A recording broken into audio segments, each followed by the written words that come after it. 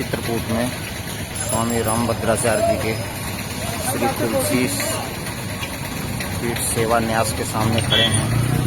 ठीक सामने श्री सद्गुरु सेवा संघ ट्रस्ट द्वारा संचालित नेत्र चिकित्सालय है, जो परम पूज्य श्री स्वामी रणछोड़दास जी के द्वारा स्थापित आज 50 से अधिक वर्षों से निरंतर जन सामान्य को नेत्र चिकित्सा की सेवाएं दे रहा है, जो कि पूर्णतः निःशुल्क होती हैं। ऑपरेशन से लेकर लेंस डालने तक का सारा खर्च निःशुल्क होता है।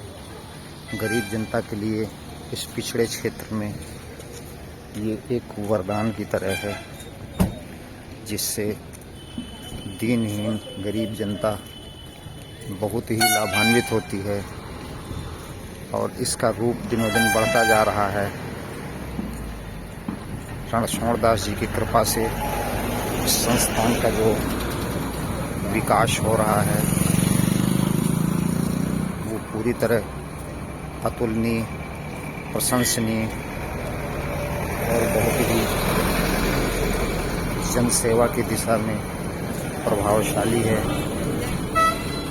जो इस बुंदेलखंड के पिछड़े क्षेत्र में जनता के लिए एक वरदान की तरह है।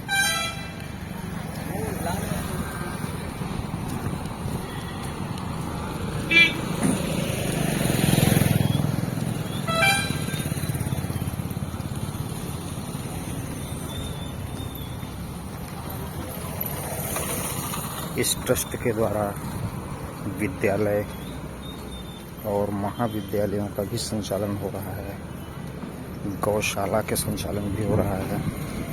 इसकी शिक्षा समिति के द्वारा संचालित उच्च स्तरीय संस्थान तकनीकी और व्यावसायिक प्रबंधन की शिक्षाएं भी प्रदान करते हैं। उन सबको इस परिसर में बहुत ही व्यवस्थित रूप से संयोजित किया गया है, जो कि कई किलोमीटर क्षेत्र में विस्तारित है। ये इनका अतिथि गृह है, मनोरमा अतिथि गृह, सद्गुरु अतिथि गृह, जिसकी बिल्डिंग इतनी शानदार और सुंदर है कि देखकर किसी महानगर का आभास होता है। ये लगता ही नहीं है कि हम किसी बुंदेलखंड के पिछड़े क्षेत्र में स्थापित एक चिकित्सालय में हैं। विश्व स्तर की उच्च स्तरीय चिकित्सा सुविधाएं प्रदान करने में इस संस्थान का कोई जोड़ नहीं है। यहाँ तक कि इस संस्थान की सुविधाओं का उल्लेख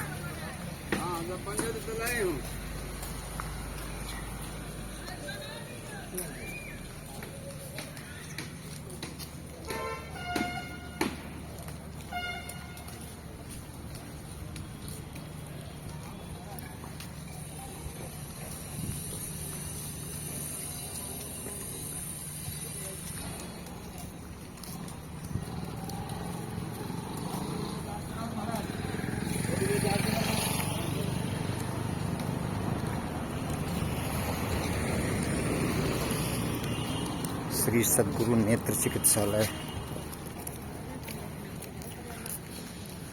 की सुविधाओं का मापदंड ये है कि इस चिकित्सालय में अत्याधुनिक, पूरी तरह सुसज्जित 24 ऑपरेशन थिएटर एक ही स्थान पर संचालित होते हैं, जिसमें औसतन एक दिन में 400 ऑपरेशन संपन्न किए जाते हैं,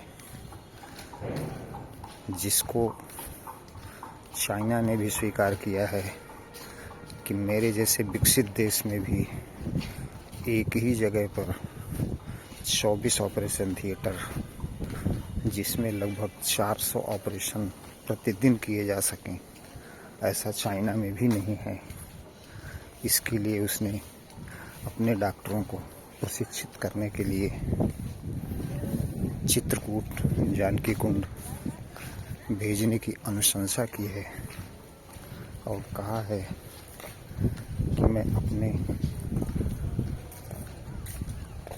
देश के डॉक्टरों को जानकी कुंड में भेजकर प्रशिक्षित करूंगा, जिससे वो भी